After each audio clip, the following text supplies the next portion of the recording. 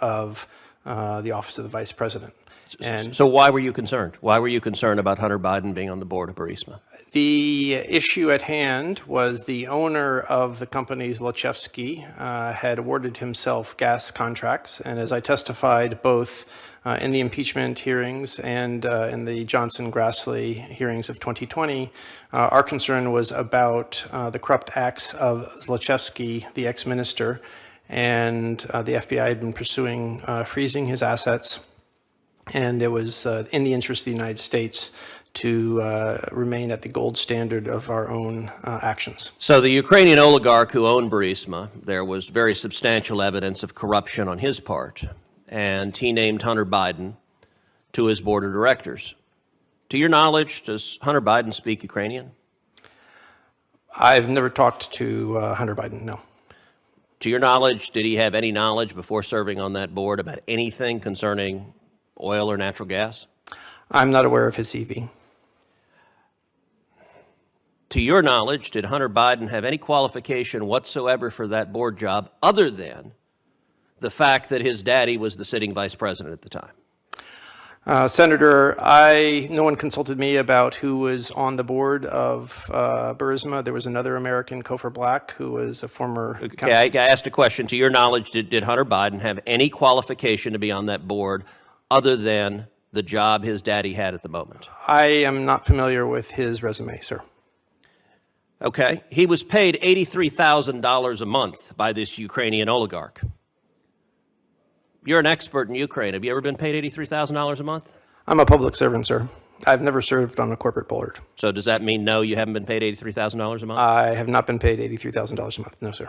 So, look, the concern here is not Hunter Biden's own problems, but rather it is official corruption from the then Vice President of the United States, Joe Biden, and now the President of the United States, Joe Biden.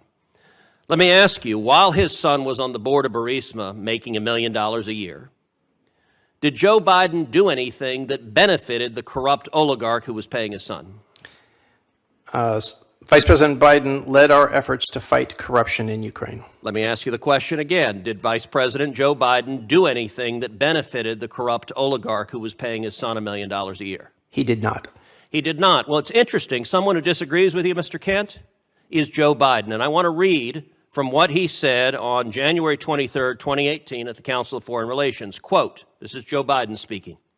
And I went over, I guess, the 12th, 13th time to Kiev. And I was supposed to announce that there was another $1 billion loan guarantee. And I'd gotten a commitment from Poroshenko and Yatsenyuk that they would take action against the state prosecutor, the prosecutor that was investigating Burisma. And they didn't. So Biden continues. I said, no, we're not going to give you the $1 billion. They said, you have no authority. You're not the president. The president said, I said, call him. I said, I'm telling you, you're not getting the $1 billion. I said, you're not getting the $1 billion. I'm going to be leaving here. And I think it was about 6 hours. I looked at them and said, I'm leaving here in 6 hours. If the prosecutor is not fired, you're not getting the money. Well, son of a bitch, he got fired. Let me ask you something. Do you think Joe Biden holding $1 billion hostage to force the Ukrainian government to fire the prosecutor that is investigating the corrupt oligarch who's paying his son $1 million a year, did getting that prosecutor fired benefit that oligarch?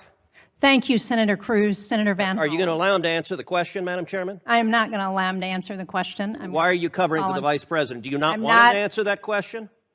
He said that the Vice President has nothing to benefit the oligarch. I think it's unfortunate for you, Senator Cruz, to put in position that are uncomfortable the nominees to be our ambassadors. Okay, this is his sworn testimony. This is his sworn testimony. I understand that you want to cover for the Vice President. That he is going to raise those concerns anytime. Was his testimony true or false that Biden did nothing to benefit the oligarch? I don't know. Let him answer the question. Why are you afraid of him answering the question? I'm not. I just want to move on. But you won't let him answer. I asked a yes-no question. Will you allow him to answer the yes-no question? Yes, you can answer yes or no. Thank you.